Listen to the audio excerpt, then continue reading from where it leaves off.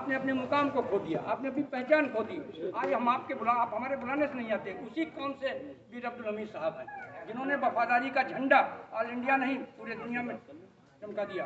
वो वफादारी का ही परिणाम है कि उन्होंने कहीं पर कोई गद्दारी नहीं की। मैं उसी कड़ी में उनको ख्याल एकत्र करता हूँ।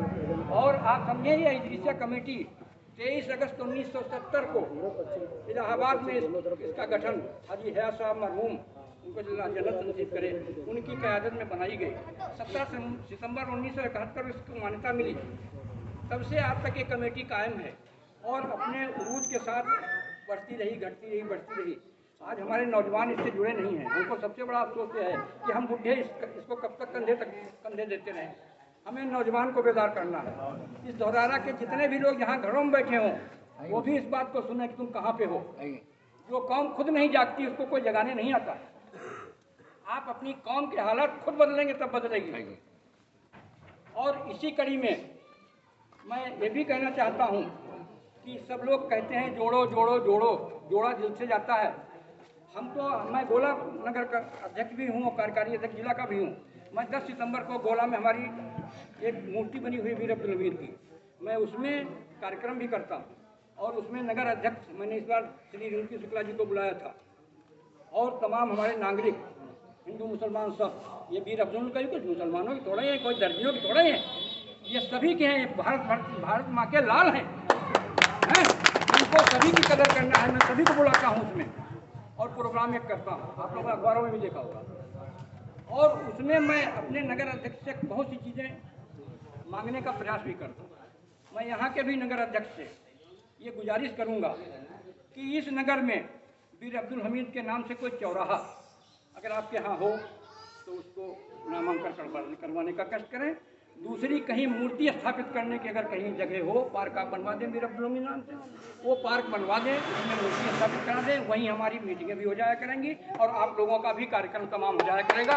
जैसे कि हमारे यहाँ जब कभी कोई MLA MP इलेक्शन होता है तो हमारे यहाँ का विधायक पहले माल्यार्पण वीर अब्दुल हमीद को करके तब नामांकन करने जाता है। आप समझिए, आज वीर अब्दुल हमीद के संस्थापक जो मूर्ति स्थापित किए थे माननीय अरविंद गिरी जी इस दुनिया में नहीं है, लेकिन उनकी बदौलत, उनकी इस कार्य की बदौलत उनको आज भी याद किया जाता है। और याद ही नहीं किया जाता, चाहे किसी दल का आदमी हो, सब जाकर के वहाँ नतमस्तक करता है। हमारे जवान जो सेना के रिटायर हैं वो 15 अगस्त 26 जनवरी उनके जन्म दिवस पर और शहीदी दिवस पर आकर के माल्यार्पण करते हैं और अपनी बैठक करते हैं। तो ये एक पहचान, नेता तो आते रहेंगे जाते रहेंगे, लेकिन जो नेता अपनी यादगार छोड़ जाता है उससे बढ़कर के कोई नहीं होता।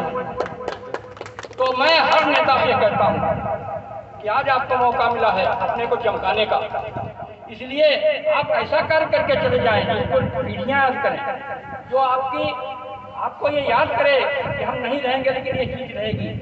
और उसी कड़ी में हम अपने चेयरमैन साहब से मांग करते हैं इस नगर में कि हमें आप वीर अब्दुल हमीद के नाम पर कहीं भी स्टेचू लगवा दीजिए और एक नगर का चौराहा दे दीजिए ताकि आपकी भी यादगार बनी रहे और इस नगर के जितने भी निवासी हैं उनको ये वीर अब्दुल हमीद हमेशा याद आते रहे।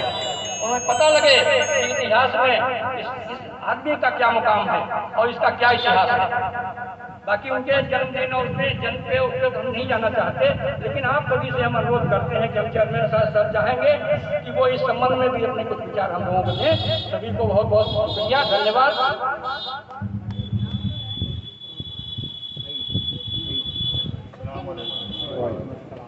देखिए, धौरारा में पहले से ही एक वार्ड का नाम वीर अब्दुल हमीद रखा गया है और आपने कहा है कि एक हमें कमेटी की तरफ से प्रस्ताव का इंशाअल्लाह हम बहुत जल्द आपको एक पार्क और एक मीटिंग हॉल देंगे।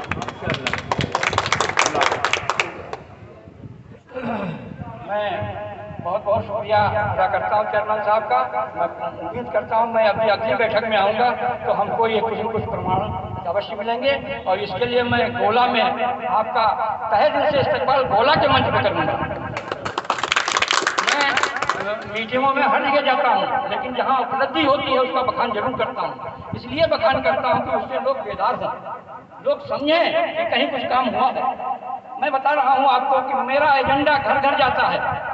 गोला नगर में कोई भी घर ऐसा नहीं है जिसके घर एजेंडा न जाए। आप आना ना आना उनकी मजबूरियां कुछ हो सकती हैं, लेकिन ये जोड़ना, ये घटाना, ये कहना बिल्कुल बेकार है।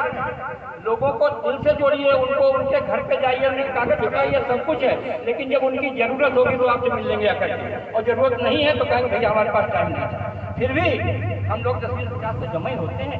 हर आदमी में जज्बा नहीं होता आने का, न जाने का, न बैठने का, न उठने का, लेकिन फिर भी क्या उनका साथ छोड़ दोगे?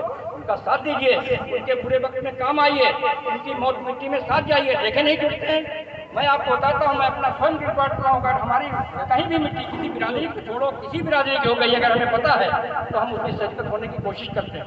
बिरादरी अपनी जगह पे है, लेकिन मौत मिट्टी तो सबके लिए है।